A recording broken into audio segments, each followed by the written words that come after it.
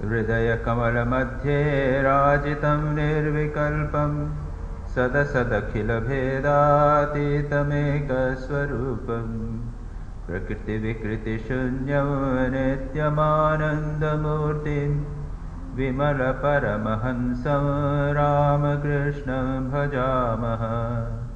निरुपममतिसूक्ष्मं निष्प्रपञ्चं निरीहं गगनसदृशमीशं सर्वभूताधिवासं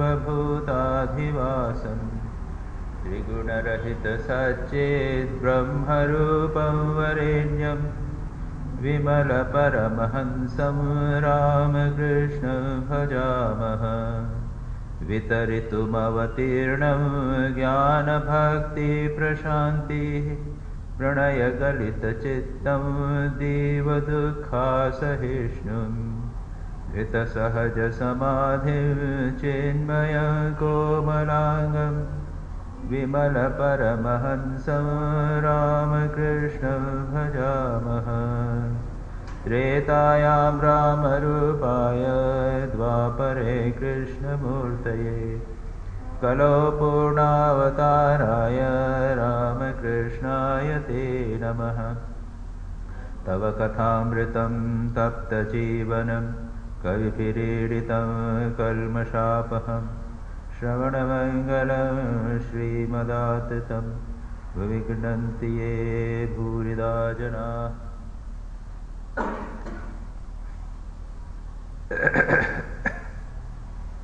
श्री रामकृष्ण वचनामृत परिच्छेद 36 4 जून 1883 ईस्वी का दिन है। उस दिन अमावस्या है, फलाहारिणी काली पूजा। उसके बाद मास्टर महाशय वहीं दक्षिणेश्वर में ही हैं, रविवार को आए हैं और आज भी यहीं पर हैं।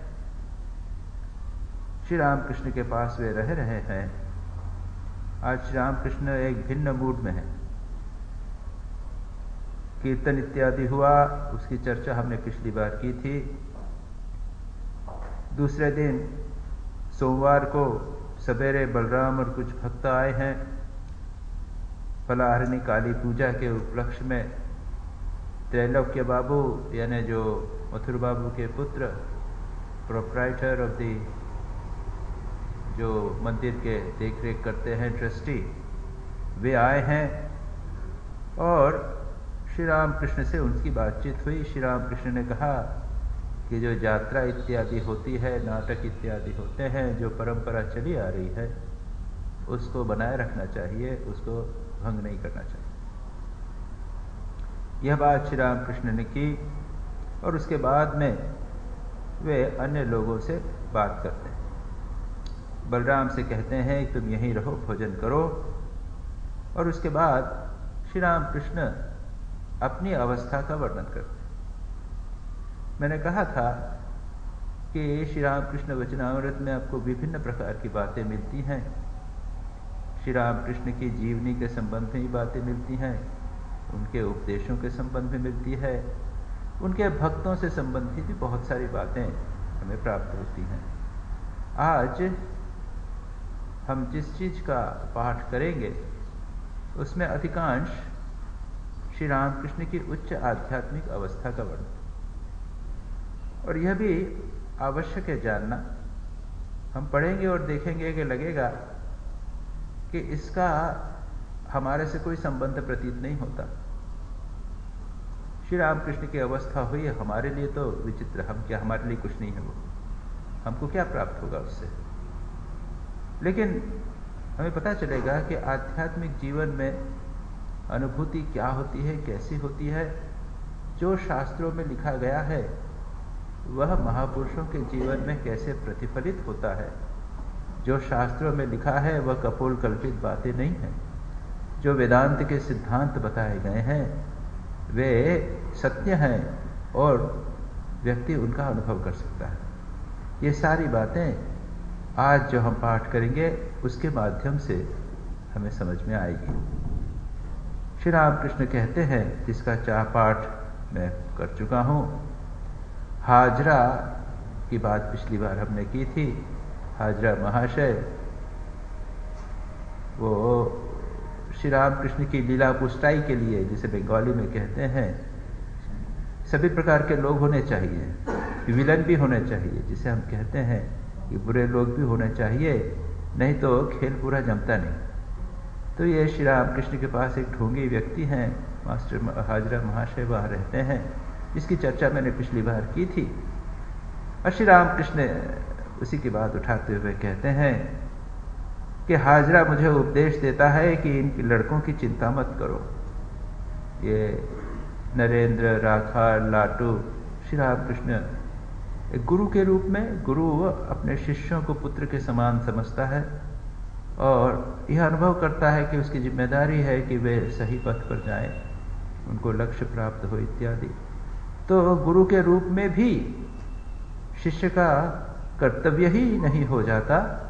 शिष्य के मन में स्वाभाविक रूप से एक प्रेरणा होती है कि वह गुरु की, शिष्यों की चिंता करे, शिष्यों की देखभाल करे, उनको मार्गदर्शन दिखाए। यह एक स्वाभाविक प्रेरणा गुरु के मन में होती है, हृदय में होती है। कर्तव्य से अधिक, कर्तव्य तो एक थोपा की चीज है, लेकिन जो हृदय से आती है चीज, वह कर्तव्य से बड़ी होती। तो गुरु में यह भाव होता है, भले वह गुरु ब्रह्मज्ञ न होवे तो भी, लेकिन श्री रामकृष्ण तो एक ब्रह्म के महापुरुष हैं। उनका नरेंद्र आदि भक्तों के प्रति आकर्षण वो भिन्न प्रकार का है। वो हाजरा कहता है, नरेंद्र आदि बालकों की इतनी चिंता क्यों करता हूं।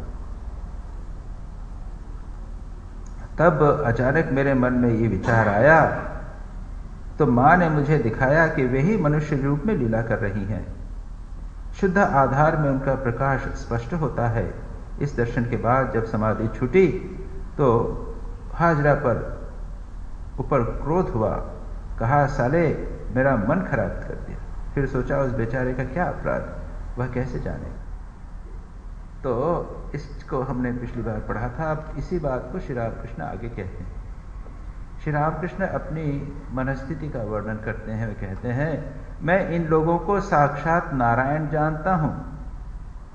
यह महत्वपूर्ण बात, जो सर्वभूतस्थमात्मानम इत्यादि है, सर्वभूते ब्रह्म दर्शन, समस्त प्राणियों में ब्रह्म को देखिए, शिव ज्ञान से जीव सेवा कीजिए, ये हमको अपने ऊपर आरोपित करते हैं। लेकिन श्री रामकृष्ण एक्चुअली वस्तुतः ऐसा अनुभव करते थे, सामने सबको भगवान देखते थे। ये बात सभी सर्वस्त्र शास्त्रों में है कि यह अनुभूति उच्चतम अनुभूति है, जब हम परमात्मा को सर्वत्र दर्शन करते हैं। और इसी के लिए हमें प्रयत्न करना चाहिए। उस अनुभूति जो महापुरुषों की अनुभूति है, उसी अनुभूति को साधक अपने जीवन में प्रतिफलित करने के प्रयत्न करता है। इसलिए जब रोगी को देखता है तो उसको नारायण समझता है, जो भूखा है उसको अन्न दीजिए तो समझिए कि नारायण है। यह भाव लाने का हम प्रयत्न करते हैं। जैसे जैसे चित्त शुद्धि होती है, यह भाव प्रबल से प्रबलतर होता जाता है। तो श्री रामकृष्ण कहते हैं, मैं इन लोगों को साक्षात नारायण जानता हूं, और यह श्री रामकृष्ण के जीवन में कैसा प्रतिफलित हुआ, यह अभी हम देखने का प्रयत्न करेंगे। नरेंद्र के साथ पहले भेंट हुई, देखा देह बुद्धि नहीं है। नरेंद्र यानी स्वामी विवेकानंद, आगे चल के जो स्वामी विवेकानंद हुए, देखा देह बुद्धि नहीं है। जरा छाती को स्पर्श करते ही उसका बाह्य ज्ञान लुप्त हो गया। होश आने पर कहने लगा, आपने यह क्या किया, मेरे तो माता पिता हैं। यह हम घटना जानते हैं। श्री रामकृष्ण के पास स्वामी विवेकानंद आए थे। नरेंद्र, उन्होंने स्पर्श कर दिया, उसकी बाह्य कॉन्शियसनेस जब लुप्त होने लगी, स्वामी विवेकानंद चिल्ला उठे थे, आप ये क्या कर रहे हैं, मेरे माता पिता हैं। लेकिन यह जानने की बात है कि श्री रामकृष्ण ने और बहुत से लोगों को स्पर्श नहीं किया। हम देखते हैं कि 1 जनवरी 1886 ईस्वी को काशीपुर बागान में, जो हम कल्पतरु दिवस के नाम से उसको जानते हैं, उनको उस तो मनाते हैं मीठा मिशन के सब सेंटरों में, उस दिन श्री रामकृष्ण ने बहुत सारे भक्तों को स्पर्श किया था और आध्यात्मिक अनुभूति कराई थी। अदरवाइज अन्यथा श्री रामकृष्ण कुछ लोगों को, बिरले एक दो लोगों को इधर उधर स्पर्श करते थे, अधिक स्पर्श नहीं करते थे। वे जानते थे कि ये लोग अभी अधिकारी नहीं है, मैं जो स्पर्श करूंगा वो अनुभूति वो लोग ग्रहण नहीं कर सकेंगे। यहाँ तक कि स्वामी विवेकानंद जैसे उत्तम अधिकारी भी उस अनुभूति को, जिसे कहते हैं, आत्मसात नहीं कर सके, डाइजेस्ट नहीं कर सके, चिल्ला पड़े। लेकिन वे स्पर्श के अधिकारी थे, स्पर्श प्राप्त करने के अधिकारी थे। यह भी उनके अधिक उच्च आधार का इंगित है। तो श्री रामकृष्ण कहते हैं कि जब मैंने उसको स्पर्श किया तो बेहोश जैसा हो गया, होश आने पर कहने लगा, आपने यह क्या किया? फिर दूसरी बार श्री रामकृष्ण यदुमल्ली के मकान में ले गए थे, वहां पर भी इस प्रकार की हुई। क्रमशः उसे देखने के लिए व्याकुलता बढ़ने लगी, प्राण छटपटाने लगे।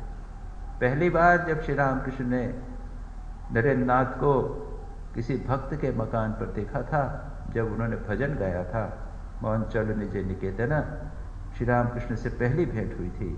श्री रामकृष्ण को देख के बड़े प्रसन्न हुए थे, उनके हाथ लगाया था, आहा बड़ा अच्छा है, और कहा था कि तुम दक्षिणेश्वर आना। ये पहली भेंट में हुआ था। दूसरी भेंट में जब वे गए तब वहां पर उन्होंने उनको कुछ खिलाया, मिठाई खिलाई, और कहा कि तुम नर ऋषि हो इत्यादि, तुम इतनी देर से क्यों आए हो। तीसरी और चौथी बार की भेंट में उन्होंने श्री रामकृष्ण ने नरेंद्र नाथ को स्पर्श कर दिया और उनको आध्यात्मिक अनुभूति प्रदान की थी। उसका वर्णन श्री रामकृष्ण कह रहे हैं। तो उसके बाद पहली बार जब मिले तब वो व्याकुलता नहीं हुई, दूसरी बार हुई, तीसरी बार के बाद से श्री रामकृष्ण की नरेंद्र को देखने की, मिलने की तीव्र व्याकुलता हो गई। जैसे मां बच्चे के लिए छटपटाए बिना उसके रह न सके, उस प्रकार से। तब भोलानाथ से कहा, ये भोलानाथ कौन है? भोलानाथ मुखर्जी ठाकुरबाड़ी के मुंशी थे, बाद में खजांची हुए। ये भोलानाथ ठाकुरबाड़ी यानी वो काली मंदिर के खजांची, ये वॉज द अकाउंटेंट। पहले दूसरी छोटा होगा क्लार्क रहे होंगे, उसके बाद में अकाउंटेंट हुए। वो भोलानाथ वहां रहते थे। श्री रामकृष्ण ने उनसे बात की, क्यों जी मेरा मन ऐसा क्यों होता है? नरेंद्र नाम का एक कायस्थ लड़का है, उसके लिए ऐसा क्यों होता है? मैं इतना व्याकुल क्यों होता हूं, छटपटाता क्यों हूं? भोलानाथ बोले, इस संबंध में महाभारत में लिखा है कि समाधिवान पुरुष का मन जब नीचे उतरता है तब सतोगुणी लोगों के साथ विलास करता है। सतोगुणी मनुष्य देखने से उसका मन शांत होता है। जब आध्यात्मिक महापुरुषों का मन समाधि में लीन होता है, उसके बाद जब जागृत अवस्था में हो, तो क्या विषयी लोगों के बीच में रह सकते हैं? वो असंभव, वो मर जाएंगे, वो रह नहीं सकते। उनको शॉक लगेंगे, जैसे कि मन के ऊपर आघात लगेंगे। अगर हम जिस परिवेश में, वातावरण में रहने के अभ्यस्त हैं, उससे अगर बाहर के अन्य प्रकार के वातावरण, अन्य प्रकार के लोगों के बीच में जाएंगे तो हमको अटपटा लगता है, वी फील अनकंफर्टेबल। और जो महापुरुष होते हैं, जो समाधिमान व्यक्ति हैं, जो अत्यंत सत्वगुणी है, गहरे समाधि में जो लीन रहते हैं, उनको अगर जागृत अवस्था में रहना पड़े तो किस स्तर पर रहेंगे? निश्चित रूप से वे शुद्ध सत्विक लोगों के बीच में, धार्मिक लोगों के बीच में, और धार्मिक केवल दिखाने के धार्मिक नहीं, सच्चे संतों के बीच में ही रहे। बिना उसके उनको बहुत आघात पड़ेगा। और यही बात महाभारत में लिखी हुई है। वो कहते हैं, जब मन समाधिवान पुरुष का मन नीचे उतरता है तब सतोगुणी लोगों के साथ, सत्वगुणी के लोगों के साथ विलास करता है। सतोगुणी मनुष्य देखने से उसका मन शांत होता है। यह सुनकर मेरे चित्त को शांति मिली। बीच बीच में नरेंद्र को देखने के लिए बैठा बैठा रोया करता था। श्री रामकृष्ण इतने व्याकुल होते थे, इतने तीव्र। इस संबंध में थोड़ा सा गहराई से विचार करें, ये क्या है? ये क्या मोह है? यहां तो उत्तर मिल गया कि वो सात्विक है। और आगे श्री रामकृष्ण ने ऐसी भी अवस्था, वो वर्णन है, जब श्री रामकृष्ण को नरेंद्रनाथ ने कहा था कि आप नरेंद्रनाथ नरेंद्र करते रहते हैं, आप मरने के बाद में जड़ भरत की तरह आपकी अवस्था होगी, आप हरण करके हिरण जैसा जड़ भरत का हुआ था वैसी आपकी अवस्था होगी। वह आप लोग जानते हैं, श्रीमद् भागवत में कहानी है कि राजा भरत जब उनको वैराग्य हुआ, जंगल में सब कुछ त्याग करके जंगल में जाकर एक कुटिया बनाकर रहने लगे। एक दिन वो जंगल में जा रहे थे, देखा कि एक हिरनी को शेर उसका पीछा कर रहा था। उसने क्या किया, एक नदी को पार करने के लिए छलांग लगाई। तो छलांग तो लगाई लेकिन वो पार नहीं कर सकी, नदी में गिर गई और गिरकर बहने लगी और एक छोटे से बच्चे को जन्म दे दिया। हिरण का छोटा सा बच्चा जन्म दिया और वो मर गई। ये बच्चा पानी में बहने लगा और ये राजा भरत स्नान कर रहे थे। उन्होंने देखा कि पानी में बह रहा है बच्चा, तो दौड़कर उसको जाके उसको उन्होंने उठा दिया। वो माता रहित माँ तो मर गई, उसको उन्होंने बड़ा किया, धीरे धीरे दूध पिला पिला के धीरे धीरे बड़ा किया और धीरे धीरे बड़ा हो गया। अब उसमें आसक्ति हो गई। अब नेचुरली उसको कोई बच्चा है तो वो और तो कुछ जानता नहीं, और हिरण जो है वो तो एक करीब करीब डोमेस्टिक एनिमल जैसा है। हिरण को पाला जा सकता है, कई लोग पालते हैं हिरण को। और मैं जब मद्रास में था तो वहाँ पर IIT है, इंस्टीट्यूट ऑफ टेक्नोलॉजी, प्रसिद्ध इंस्टीट्यूट ऑफ टेक्नोलॉजी है। वो गुटरली पैलेस या गार्डन जो जंगल था उसी में IIT बनी हुई है। तो बहुत जंगलों के बीच में रास्ते हैं, बड़ा सुंदर कैंपस है। उसमें हम जाते थे तो देखते थे कि हिरण घूम रहे हैं वहाँ पे। बहुत सारे हिरण जो है वो खाली घूम रहे थे, लोग खाना देते हैं वो खाते हैं। तो हिरण जो है एक डोमेस्टिक एनिमल है। तो वो बच्चे को बड़ा किया तो वो साथ में पढ़ने लगा, उनके साथ रहता, उनकी गोद में आके सिर रख के लेट जाता कभी कभी। तो ध्यान करते हैं, उसका ध्यान में विघ्न भी हो जाता, अब तो क्या करे, प्रेम कर लिया उससे, मोह हो गया। उसके बाद में जब बड़ा हुआ, अब वो इधर उधर खेलता कूदता। इसका डिटेल विस्तार से वर्णन मिलता है श्रीमद् भागवत में। वो उनके कपड़े काट लेता तो फिर उसको डांटते तो फिर वो चला जाता, छिप जाता, बिल्कुल जैसे बच्चे के साथ खेल कर रहे हैं, इस प्रकार की उसमें सारा वर्णन आता है। जब बड़ा हो गया फिर वो इधर उधर चला गया तो चिंता करते, अरे कहाँ चला गया, कि इसको शेर तो नहीं खा गया। ऐसा सब चिंता करते करते उनकी मृत्यु के समय भी हिरण का चिंतन करने के कारण अगले जन्म में वो हिरण के रूप में उन्होंने जन्म लिया। लेकिन उनको पूर्व जन्म की स्मृति बनी रही थी, तपस्वी थे, ब्रह्म के पुरुष थे शायद। पूर्व जन्म में भी हिरण की स्मृति बनी रही, इसलिए जब हिरण भी हुए तो हिरण के झुंड से अलग अलग घुमा करते थे, उनके साथ मिलते नहीं थे, अलग अलग घूमते थे। प्रतीत होता था कि ये भिन्न प्रकार के।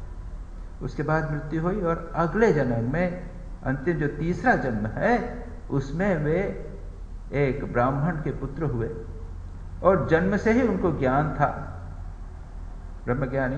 और वो कुछ नहीं बोले, चुप, क्या बोलूंगा। और लोग समझते थे कि गूंगा है, किसी काम का नहीं है। उनकी उपेक्षा करते थे, बड़े हो गए, उनके भाई की विवाह हो गया तो भाई की पत्नियां उनको कष्ट देती, उनसे सारा काम करवाती।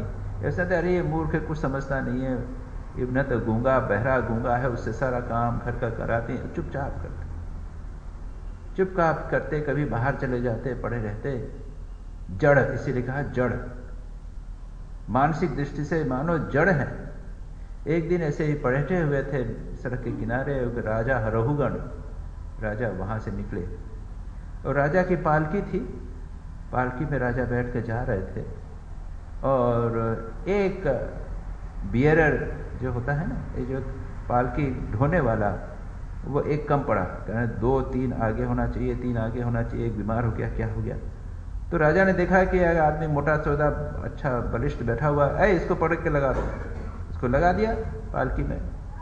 अब जा रहे हैं तो वो ब्रह्मज्ञानी थे और जानवर नीचे पैर के नीचे कीड़े मकोड़े थे, उनको बचाने के लिए वो इधर उधर पैर हिला के जाते थे, तो वो उससे पालकी जो है वो ठीक से चलती नहीं थी। तो राजा को लगता था, अरे ये क्या झटका लग रहा है, अरे ये क्यों, कौन ठीक से चलाओ ना भाई। तो लोगों ने कहा कि जो नया आदमी लगाया है ये ठीक से नहीं चलाता। तो राजा ने उसको गाली दी, डांट दिया, अरे क्या ठीक से नहीं करा सकता, महंगा है, कोई गाली दी होगी। तब रघुगण प्रिय पहली बार वो शांत हुए, चुप हुए, पहली बार उन्होंने अपना मुंह खोला। इतने वर्षों तक कभी बोले नहीं थे, पहली बार उन्होंने मुंह खोला और कहा कि राजा तुमने किसको संबोधन किया? क्या मैंने शरीर को किया या मेरी आत्मा को किया? ये तत्व ज्ञान की बातें तत्काल बोलना चालू किया। राजा पालकी से निकले, उनके चरणों में प्रणाम किया। ये थे राजे जड़ भरत।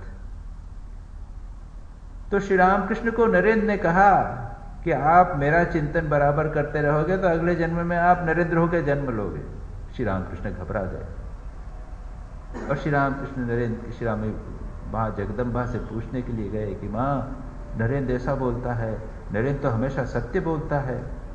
स्वामी विवेकानंद सदा सत्य बोलते थे, सत्य में को आचरण, आज का आचरण कर।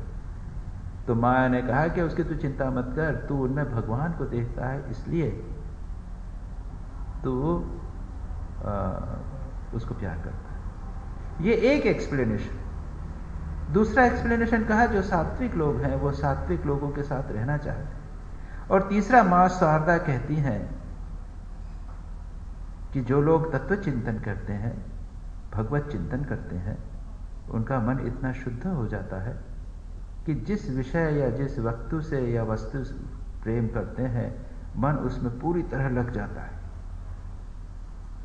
मां शारदा में यही हुआ था। वो राधु, उनकी भांजी, उनको उन्होंने बड़ा किया था और बहुत बाह्य दृष्टि से अत्यंत आसक्ति लगती थी। पूरा मन उसमें लगा देते हैं, पूरी तरह लग जाता है और वह आसक्ति जैसा प्रतीत होता है, लेकिन आसक्ति नहीं होती। तो जो सात्विक पुरुष हैं, जो संत हैं, जो भगवत चिंतन करते हैं, जिनका मन भगवत चिंतन से पवित्र हो जाता है, वो जहां मन को लगाते हैं पूरा लगाते हैं, पूरा लग जाता है। तो ये तीन एक्सप्लेनेशन, तीन प्रकार से श्री रामकृष्ण का नरेंद्र के प्रति जो प्रेम है उसको हम समझा सकते हैं। और उसके बाद किसी ने कहा कि महाराज आप मन इनको इन सबसे हटाकर भगवान में लगाइए, ये क्यों इनके बारे में चिंता करते रहते हैं, ये लड़कों के बारे में। जो ही श्री रामकृष्ण ने मन हटाया कि उनको गहरी समाधि, बहुत गहरी समाधि हो गई थी और बड़ी मुश्किल से उनको भगवान का नाम सुनाते सुनाते सुनाते श्री रामकृष्ण को सामान्य चेतना में लाना पड़ा। श्री रामकृष्ण का ऐसा अद्भुत मंत्र। तो यहां पर श्री रामकृष्ण अपनी बात बता रहे हैं और कह रहे हैं कि सत्वगुणी व्यक्ति जो है वह, जैसा एक एक्सप्लेनेशन कहा है, वो सत्वगुणी व्यक्तियों के साथ रहना पसंद करता है। जो हो, आगे श्री रामकृष्ण अपने अवस्था का और वर्णन करते हैं। ओह, कैसी अवस्था बीत गई है। पहले जब ऐसी अवस्था हुई थी तो दिन रात कैसे बीत जाते थे कह नहीं सकता। सब कहने लगे थे पागल हो गया। ये भगवत उन्माद, भगवान के लिए जिसका सचमुच प्रेम हो जाता है तो संसार बिल्कुल तुच्छ प्रतीत होता है। भगवान के प्रेम में दिन रात एक हो जाते हैं, सोना, नींद गायब, सब गायब। सब अभी हम लोग तो बाबू बनते हैं, सब ठीक ठाक करते हैं बराबर टाइम पे, वो सब समाप्त हो जाता है। जैसे जब कई एक लड़का लड़की प्रेम में पड़ते हैं, संसारी प्रेम की बात करिए, तब क्या होता है, उसका आचरण बदल जाता है। और रात के चुपके से वो उठता है, सोता है कि नहीं उठता है, चुपके चुपके मिलने की कोशिश करता है। कैसा व्यवहार होता है, लोग कहते हैं कि अरे ये कुछ गड़बड़ है। जब सामान्य प्रेम में ये चीज हो सकती है तो भगवत प्रेम में क्या होता हो।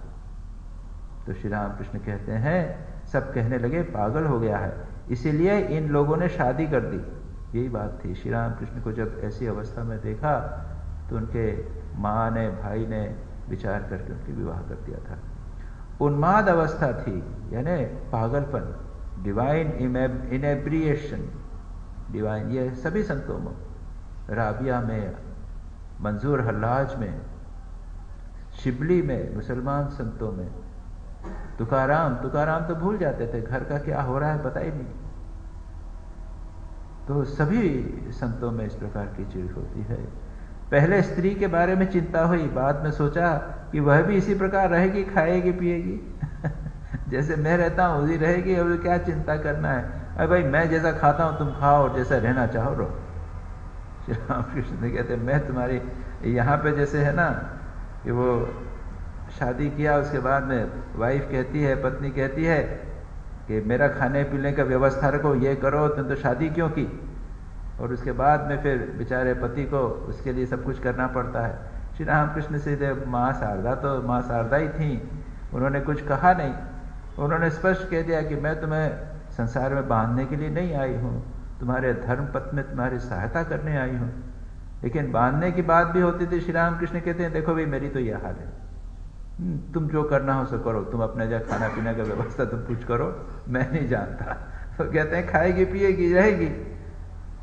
ससुराल गया, वहां भी खूब संकीर्तन हुआ। नफर, दिगंबर बनर्जी के पिता आदि सब लोग आए, खूब संकीर्तन होता था।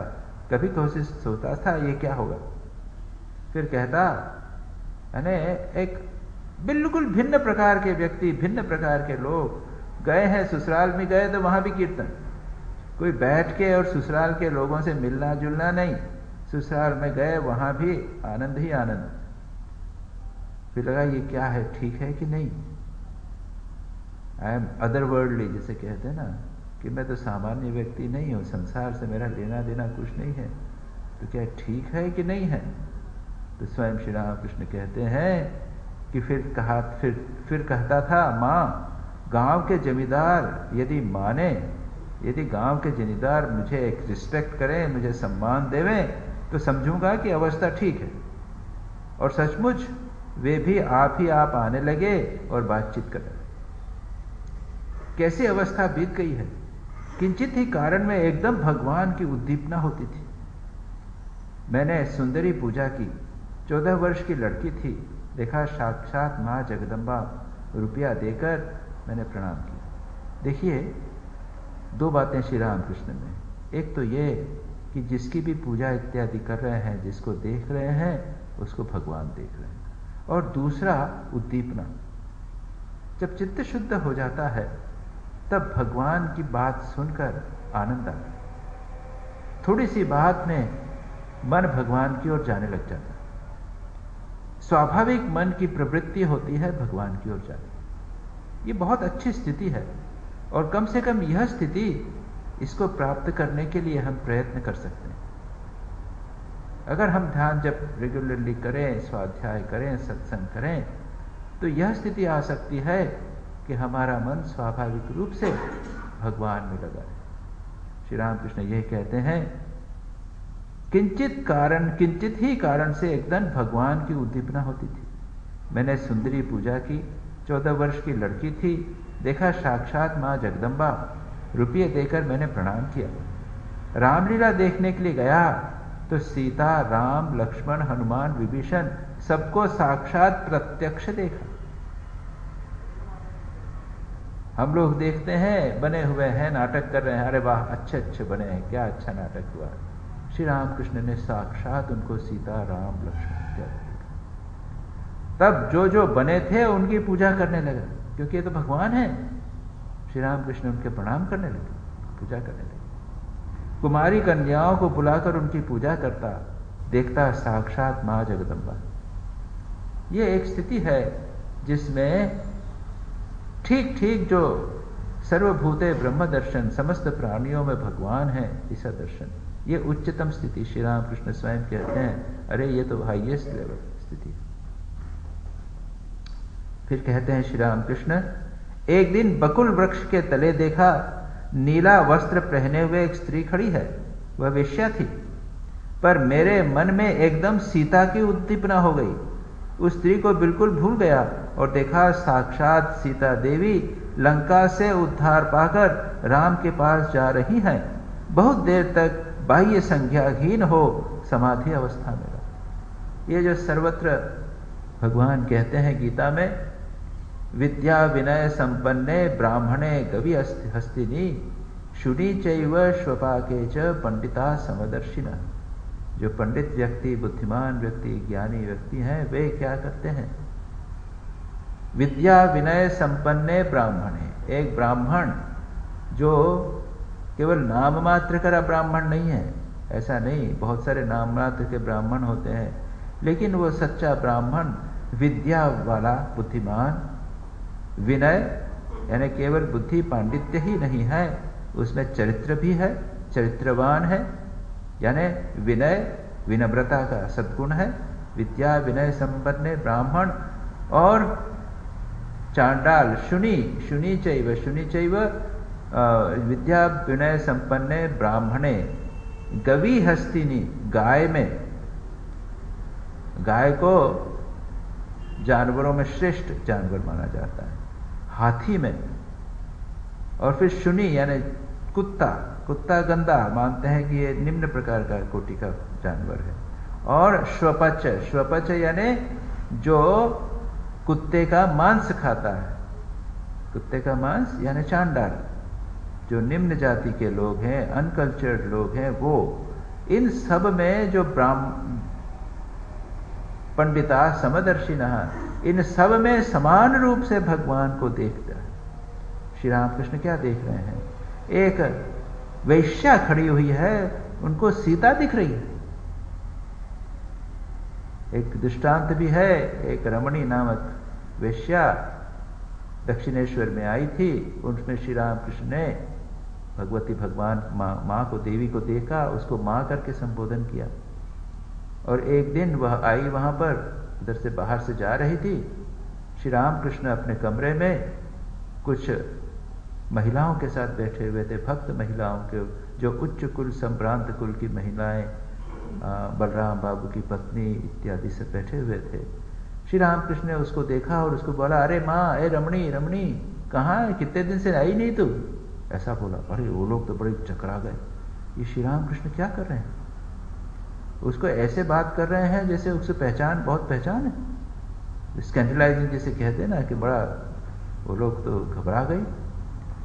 इसके बाद श्री रामकृष्ण ने उन सब के साथ में, चलो मंदिर में चलो, मंदिर में गए, माँ को, जगदम्बा को प्रणाम किया और कहा, माँ तूने ही एक तो रमणी का रूप बना रखा है, और तूने ही इन सभ्य महिलाओं का रूप बना रखा है।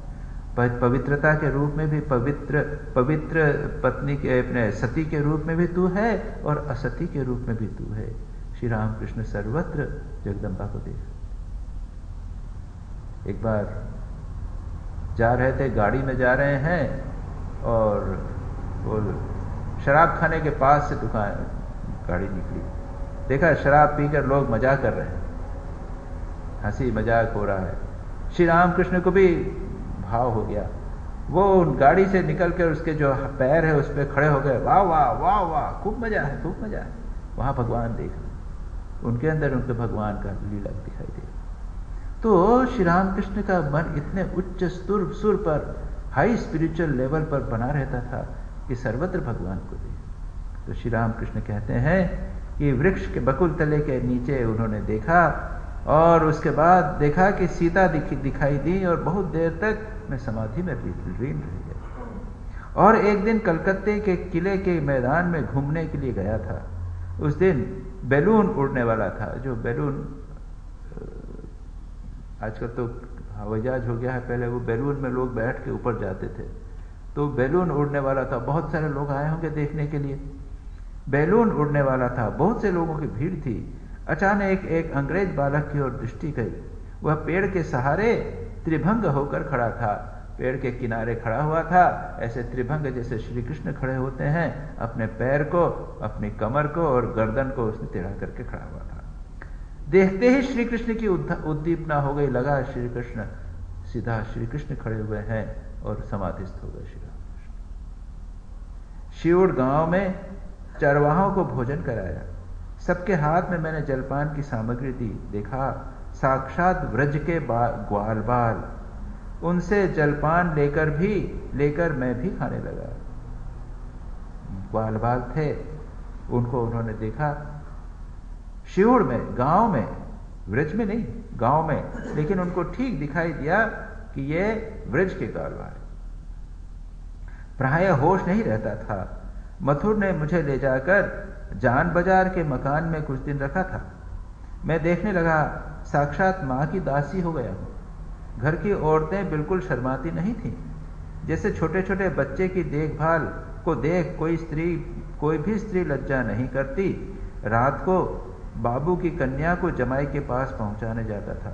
श्री रामकृष्ण को वे अपने जान बाजार नामक, जहाँ पर मोहल्ले में मथुर बाबू का जो घर था, वहाँ पर ले गए और स्त्रियों के साथ रहने लगे। श्री रामकृष्ण वो स्त्री अपने आप को समझते थे कि मैं माँ जगदम्बा की दासी हूँ, अपने को महिला समझते थे, और स्त्रियां भी उनसे किसी प्रकार का संकोच नहीं करती थी। ये एक श्री रामकृष्ण की स्थिति। वस्तुतः श्री रामकृष्ण में नारीचित गुण और पुरुषोचित गुण दोनों थे। मजेदार बात है, श्री रामकृष्ण में नारी सुलभ गुण भी थे और पुरुष सुलभ गुण भी थे। कभी कभी वो ऐसा व्यवहार करते थे मानो एक स्त्री हो, और कारण यह है कि उन्होंने साधना के समय अपने आप को नारी समझ के भी साधना की। उन्होंने स्वयं को अपने गोपी समझा और श्री रामकृष्ण के प्रति मधुर भाव रखा था। उन्होंने स्वयं को यशोदा समझा था और बाल गोपाल यशोदा कौशल्या का भाव अपने ऊपर आरोपित करके, और रामलला जब उन्होंने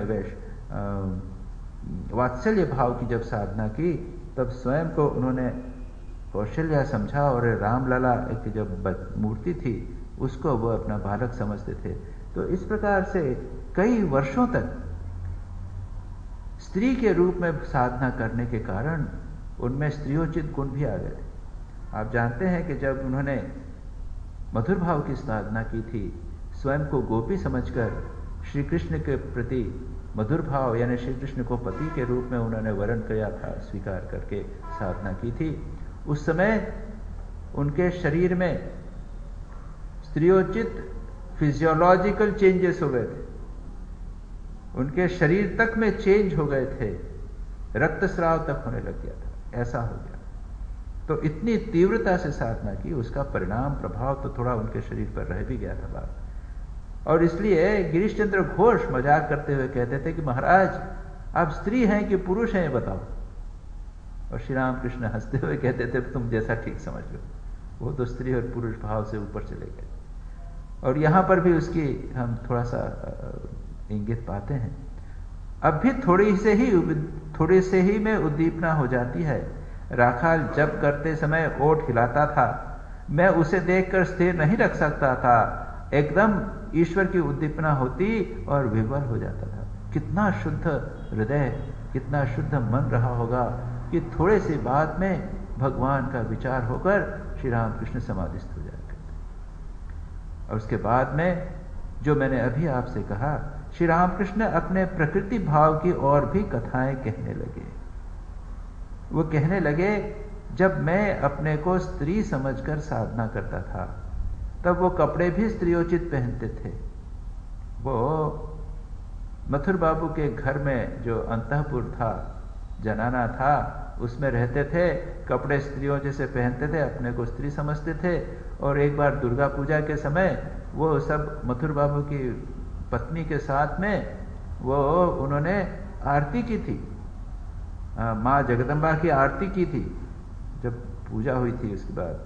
और तब मथुर बाबू ने देखा, बाद में उन्होंने अपनी पत्नी से पूछा कि तुम्हारे साथ में जो दूसरी स्त्री थी वो कौन थी। मथुर बाबू जो श्री रामकृष्ण के इतने निकट सुबह शाम देखते थे, वो भी श्री रामकृष्ण को महिला के रूप में देखकर पहचान नहीं सके। और तब उनकी पत्नी ने कहा, अरे कैसे तुम बाबा को नहीं पहचान सके? तो बाबा कहते थे उनको, बाबा यानी पिता, बाबा को नहीं पहचान सके। तो श्री रामकृष्ण में उसी वो जो भाव था उसकी वो अब और भी कहानियां कह रहे हैं। श्री रामकृष्ण अपने प्रकृति भाव की और भी कथाएं कहने लगे। बोले, मैंने एक कीर्तनिया को स्त्री कीर्तनिया के ढंग दिखलाए थे। एक कीर्तनिया, वो बाकी डिटेल तो नहीं है, बाकी डिटेल मैंने आप लोगों को कुछ बताए हैं, वो उसका वर्णन श्री रामकृष्ण लीला प्रसंग में प्राप्त होगा। लेकिन श्री रामकृष्ण कहते हैं कि एक कीर्तन करने वाला जो व्यक्ति आया था, तो कीर्तन ऐसा जो नाटक करके कीर्तन करे, हाथ पैर हिला डुलू के जो कीर्तन करते हैं, खड़े हुए उधर उधर घूमते करते जो कीर्तन करते हैं, श्री रामकृष्ण ने उसे स्त्री कीर्तनी जो होती है,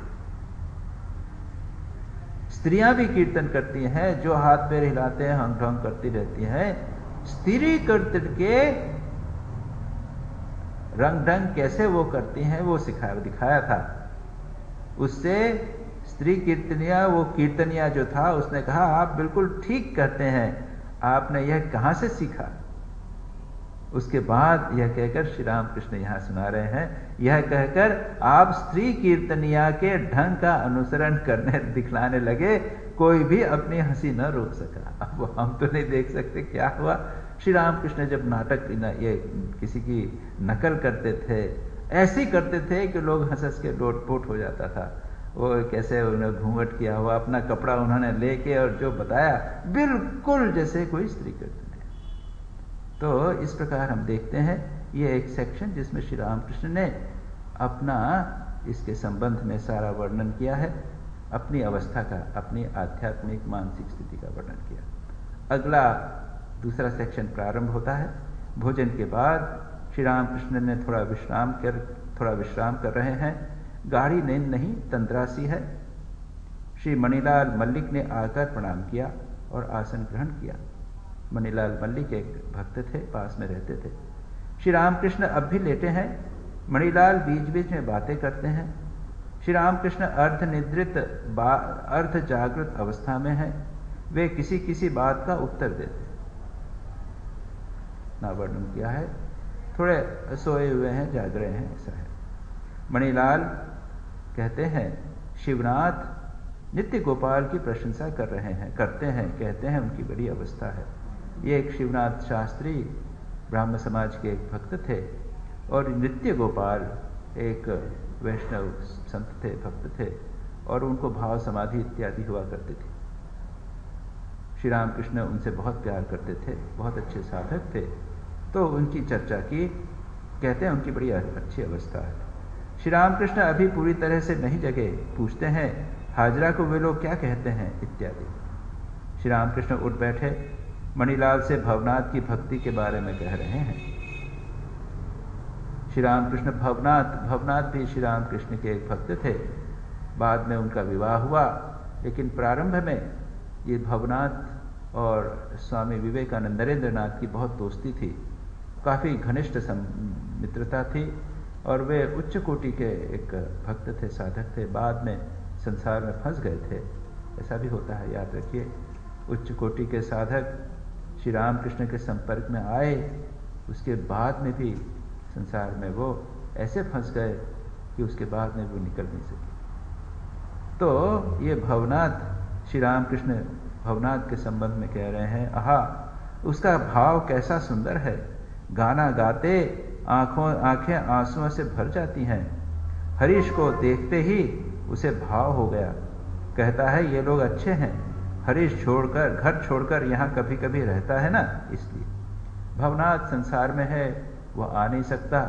हरीश दूसरे भक्त हैं जो कभी कभी आकर श्री रामकृष्ण के पास दक्षिणेश्वर में रह जाते हैं, इसलिए भवनाथ को कहता है कि ये बड़ी अच्छी तुम्हारा सौभाग्य है कि तुम आकर यहाँ पर रह जाते हो। मेरा दुर्भाग्य है कि मैं संसार में हूं, मैं नहीं आ पाता।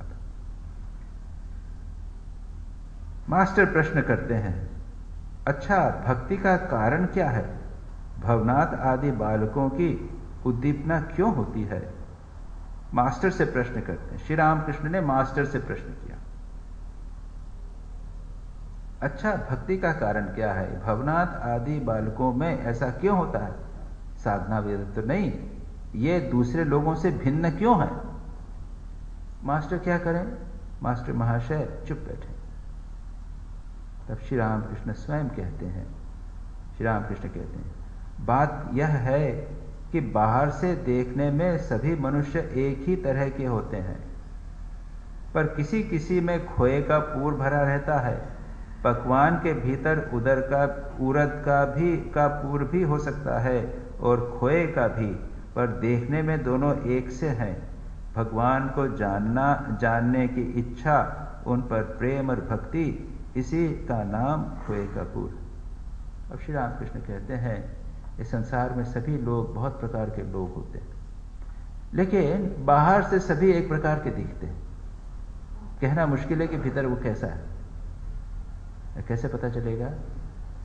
बाद में पता चलता है। कोई भक्त होता है, कोई विषयी होता है, और उसका श्री रामकृष्ण एक दृष्टांत के द्वारा बताते हैं। तो गुजिया बनते हैं ना, अपने यहाँ गुजिया बनाते हैं ना, दिवाली के समय में गुजिया बनाते हैं, तो उसके अंदर कुछ भरते हैं पूर्व। तो नारियल भी भरते हैं, और कभी खोया भी भरा जा सकता है। खोआ यानी अपना ये समझे ना, खोआ मावा, उसको भर सकते हैं। तो नारियल का भी है, उड़द की दाल का डाल सकते हैं, आप लोग जानते होंगे। कुछ भी उसके अंदर भर सकते हो आप। थोड़ा मीठा होना चाहिए, बस चाशनी में डाल दिया। लेकिन जो खोए का है वो सुपीरियर क्वालिटी का, श्रेष्ठ क्वालिटी का। बंगाल में भी इसको पीठा बोलते हैं। उसमें वैसा एक वो बना देते हैं, और उसमें अलग अलग प्रकार के, उसमें पनीर डालेंगे, या किसी में खोआ डालेंगे, किसी में नारियल डालेंगे, अलग अलग चीज़ें उसके अंदर डाल सकते हैं। ऊपर से एक तरीके दिखेंगे। ठीक इसी प्रकार से संसार में लोग एक प्रकार के होते हैं, लेकिन कुछ लोगों के भीतर में स्वाभाविक रूप से भक्ति रहती है, कुछ लोगों में नहीं रहती। तो श्री रामकृष्ण यही कहते हैं कि बाहर से लोग एक प्रकार के होंगे, लेकिन भीतर भिन्न प्रकार के होते हैं। अब आप भक्तों को अभय दान दे रहे हैं।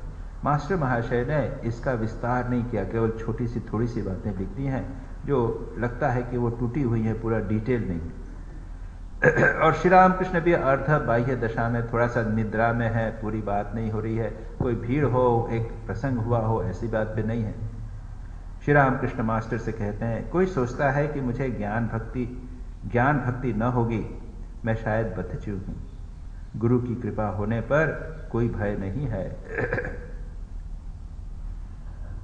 एक महत्वपूर्ण बात यहाँ पर श्री रामकृष्ण कह रहे हैं, और वह प्रसिद्ध कहानी जो श्री रामकृष्ण कहते थे और स्वामी विवेकानंद ने भी प्रायः सुनाया करते थे।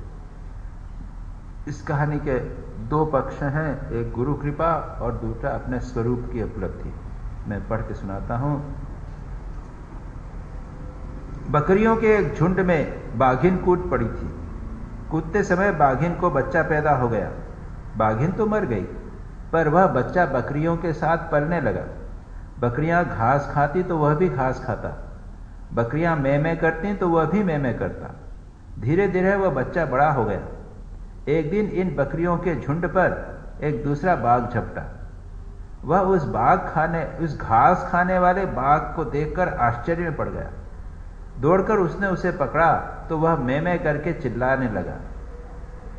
उसे घसीटकर वह जल के पास ले गया और बोला, देख जल में तू अपना मुंह देख, देख मेरे ही समान तू ही है, और ले यह थोड़ा सा मांस है, इसे खा। यह कहकर वह उसे बलपूर्वक खिलाने लगा, पर वह किसी तरह खाने को राजी न हुआ। मैं चिल्लाता ही रहा। अंत में रक्त का स्वाद पाकर वह खाने लगा।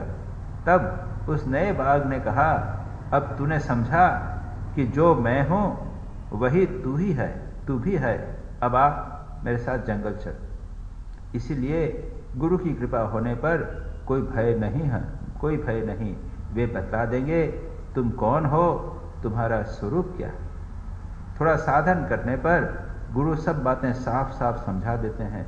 तब मनुष्य स्वयं समझ सकता है सत्य क्या है, असत्य क्या है। ईश्वर ही सत्य और संसार अनित्य। यहाँ पर कुछ महत्वपूर्ण बातें, दो बातें कही हैं। एक तो यह है कि हम सब सच्चिदानंद स्वरूप, और each soul is potentially divine. Swami Vivekananda इस बात को कहते थे कि हम महान हैं, हम ये देह मांस के लोथड़े नहीं हैं, हम सिंह हैं, हम शेर हैं, हम बकरी नहीं। हमने अपने आप को बकरी समझ लिया और कष्ट पा रहे हैं। दूसरी बात, यह बात बताएगा कौन? गुरु बताएगा। और गुरु की बात को धारणा करने के लिए थोड़ा साधन करना पड़ेगा। तो ये तीन बातें महत्व की हैं, हमें ध्यान रखना है। हमारा वास्तविक स्वरूप, हम सच्चिदानंद स्वरूप हैं। दूसरा, गुरु की कृपा से यह बात पता चलती है। प्रारंभ में श्री रामकृष्ण ने कहा है, कोई सोचता है कि मुझे ज्ञान भक्ति न होगी, मैं शायद बद्धजू हूं। हम सभी बद्ध जीव के रूप में प्रारंभ होते हैं, हम संसार में बंधे हुए हैं, लेकिन हमें यह सोच के नहीं बैठे रहना चाहिए कि हम बद्ध जीव हैं। हमें यह विश्वास होना चाहिए कि क्या मैं गुरु की मुझ पर कृपा हुई है, मैं बद्ध जीव कैसे होऊंगा, मैं मुक्त हो जाऊंगा। तो इस आत्मविश्वास के साथ अगर हम साधना करें तो हम अपने स्वरूप को पहचान जाएंगे। हम बुद्ध जीव नहीं हैं, हम सच्चिदानंद स्वरूप हैं और गुरु वह कार्य कर देते हैं। तो 3 बातें आवश्यक हैं। अपने स्वरूप में विश्वास, सदा यह नहीं सोचना कि हम बद्ध जीव हैं, हमें भी ज्ञान प्राप्त हो सकता है। दूसरा, गुरु की कृपा, और तीसरा साधन। इन 3 के कॉम्बिनेशन से अपने विश्वास, साधन और गुरु कृपा हम अपने स्वरूप को पहचान कर मुक्त हो सकते हैं। अब इसके बाद में श्री रामकृष्ण दूसरी बात कह रहे हैं, फिर कहानी सुना रहे हैं। एक धीवर किसी दूसरे के बाग में रात के समय चुराकर मछलियां पकड़ रहा था। एक आदमी, एक मछली पकड़ने वाला, और दूसरे के कैंपस में घुस गया और वहां मछलियां पकड़ रहा है। बंगाल में बहुत स्थानों पर मकान के पास में छोटे छोटे पुकुर, तालाब, छोटे छोटे तालाब, और उसके अंदर मछलियां रखते हैं, मछलियां पालते हैं, रहते हैं। क्योंकि बंगाल में सामान्यतः लोग मछली एक नॉर्मल स्टेपल फूड उनका है ही, तो बहुत सारे छोटे छोटे छोटे तालाब। तो कोई घुस गया दूसरे के बगीचे में, दूसरे के कैंपस में घुस के, मालिक को इसकी टोह लग गई और दूसरे लोगों की सहायता से उसने उसे घेर दिया। अरे यहाँ कोई घुसा है, पकड़ना है। उसने एक टोली ली कि चारों तरफ से घेरो, इसको पकड़ना है। मशाल जलाकर वे चोर को खोजने लगे। अब वो धीवर जो पकड़ने वाला था उसने क्या किया, इधर वह धीवर शरीर में कुछ भस्म लगाए एक पेड़ के नीचे साधु बनकर बैठ गया। अपने आप को छिपाने के लिए वो अपने सारे शरीर के ऊपर उसने भस्म लगा के और साधु बन के बैठ गया। उन लोगों ने बहुत ढूंढ तलाश की, पर केवल भभूत रमाए एक ध्यान मग्न साधु के सिवा और किसी को न पाया। दूसरे दिन गांव भर में सब खबर फैल गई कि अमुक के बाग में एक बड़े महात्मा आए। फिर क्या था, सब लोग फल फूल मिठाई आदि लाकर साधु के दर्शन को आए। बहुत से रुपये पैसे भी साधु के सामने पड़ने लगे। धीवर ने सोचा, आश्चर्य की बात है, मैं सच्चा साधु नहीं हूं, फिर भी मेरे ऊपर लोगों की इतनी भक्ति। इसलिए यदि मैं हृदय से साधु हो जाऊं तो अवश्य ही भगवान मुझे मिलेंगे, इसमें संदेह नहीं। और ऐसा सोच के बाद में उसके जीवन में परिवर्तन हो गया और वो साधु बन गया। श्री रामकृष्ण आगे यहाँ न छोड़ा है, लेकिन वो अब को लगा कि भाई अगर मैं सच्ची साधु बन जाऊं तो मेरे को भगवान दर्शन हो जाएंगे। कपटी साधु बनने से थोड़ा बहुत तो मिला है, लेकिन अगर सच्चा साधु बन जाऊं तो भगवान के दर्शन। क्या कपट साधना से ही उसे इतना ज्ञान हुआ, सत्य साधना होने पर तो कोई बात ही नहीं। क्या सत्य है, क्या असत्य, साधना करने से तुम समझ सकोगे। ईश्वर ही सत्य है और संसार, सारा संसार अनित्य है। तात्पर्य यह है कि अगर ढोंग भी करना हो तो इस प्रकार करो। ये नाटक भी करना हो तो नाटक में, अगर नाटक करना है तो नाटक में अब विलन की भूमिका मत करो। नाटक करना है तो जो खलनायक है उसकी भूमिका न करो, नायक की भूमिका करो, साधु की भूमिका करो। ऐसे लोग हैं जो नाटक करते करते संत बन गए।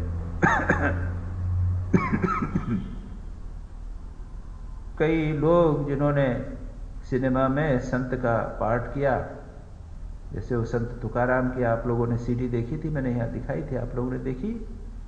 तो उसमें जो संत तुकाराम बने थे उनके जीवन में परिवर्तित हो गया। निरंतर संत तुकाराम का चिंतन करते करते उसका प्रभाव पड़ा, लगा अरे वो इस प्रकार के हो सकते हैं तो मैं नहीं हो सकता। तो कहते हैं कि कपट में भी साधु बनना अच्छा है, उसके बदले और कुछ बनने के बदले ये बनना ही अच्छा है। अब श्री रामकृष्ण कहते हैं, क्या असत्य साधना है, क्या सत्य है, क्या सत्य है असत्य है, वह समझ में आ जाएगा। ईश्वर सत्य है, और जगत अनित्य, संसार अनित्य। एक भक्त चिंता कर रहे हैं। एक भक्त कौन? ये मास्टर महाशय, ये लेखक जो कंपोजर है, वो स्वयं चिंता कर रहे हैं, क्या संसार अनित्य है? धीवर तो संसार त्याग करके चला गया। वो जो धीवर की कहानी श्री रामकृष्ण ने सुनाई, जो चोर था, उसके बाद में ढोंगी साधु बना और उसके बाद संसार त्याग करके सच्चा साधु। तो क्या मुझे भी संसार त्याग करना पड़ेगा? और ये मास्टर महाशय के जीवन में कई बार आया, ये प्रश्न मास्टर महाशय के जीवन में कई बार आया, क्या संसार त्याग करूं या नहीं करूं। स्वामी प्रभानंद जी, जो रामकृष्ण मिशन के एक बहुत वरिष्ठ सन्यासी हैं, इंस्टीट्यूट ऑफ कल्चर सेवा जो है हमारी रामकृष्ण मिशन की, उसके जो सेक्रेटरी हैं, और यहाँ पर एक बार आए भी थे। पिछली बार जब मैं गया तो उनका मैंने प्रवचन अटेंड किया श्री रामकृष्ण वचनामृत पर। उन्होंने कहा कि मास्टर महाशय ने उनको न तो काउंट करके कहा है कि 8-10 बार उन्होंने श्री रामकृष्ण के पास जाकर संसार त्याग करने की अनुमति चाही थी, और ये बात उनके बार बार मन में उठती थी, क्या संसार त्याग कर दूं कि नहीं करूं, त्याग करूं या ना करूं। वैसे उसके बाद संसार उन्होंने त्याग नहीं किया, लेकिन प्रायः एक सन्यासी का जीवन ही व्यतीत किया। बीच बीच में वो मेहिजाम चले जाते थे, एकांतवास करते थे, कभी दक्षिणेश्वर जाकर 10-15 दिन, महीना भर रह जाया करते थे, इस तरह करते थे।